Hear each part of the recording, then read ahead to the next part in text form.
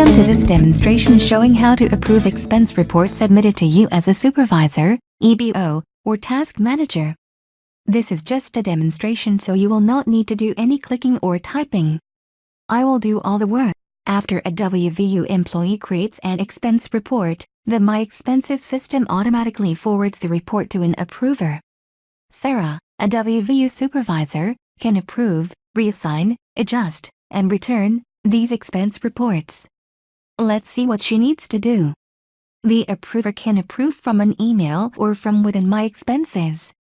We will look at both methods. After an employee creates an expense report, the approver will receive an email with details about the expense report. Details include the amount, the account that will be charged, and the type of expense. We'll first look at what happens when a supervisor accepts the expenses report. You will receive a new email in which you can enter notes above the dotted line that will be part of the expense report. You need to click Send in order to finalize your approval. Then you are done. Now let's look at what the approver sees after clicking Return.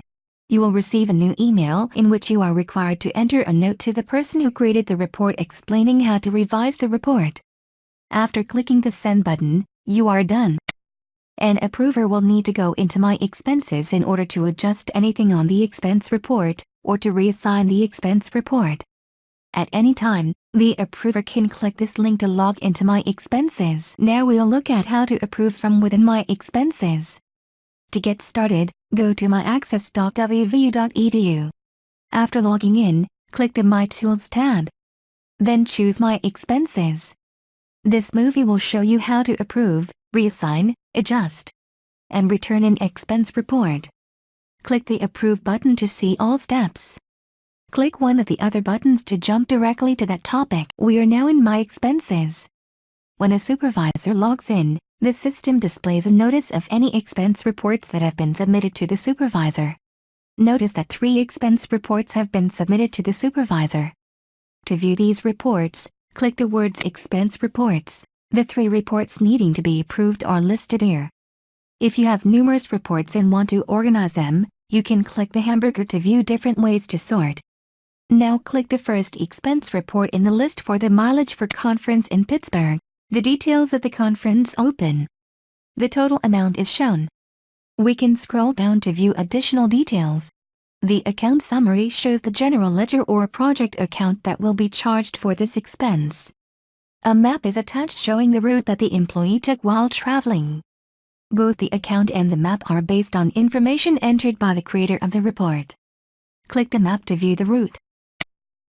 The map opens.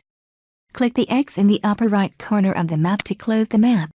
Notice that we can also open a PDF to view the details of this expense in various ways.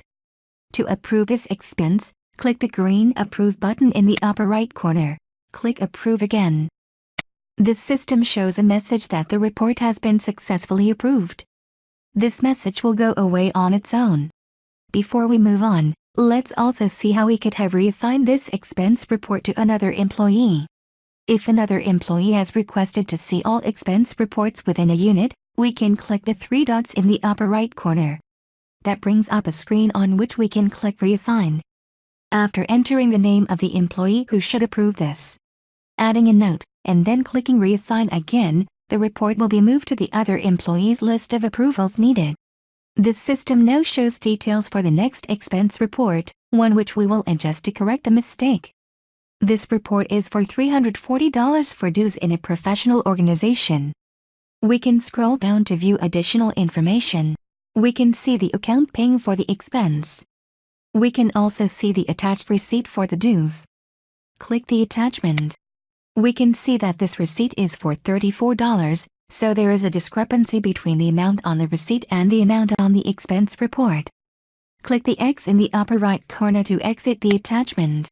You can either return this to the preparer to change, or change it yourself. We will change this now.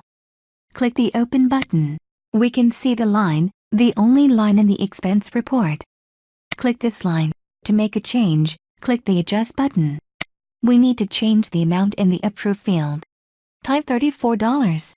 You are required to enter a reason for adjusting the expense report. Now click Save in the upper right corner. Click Submit in the lower right corner of the left pane.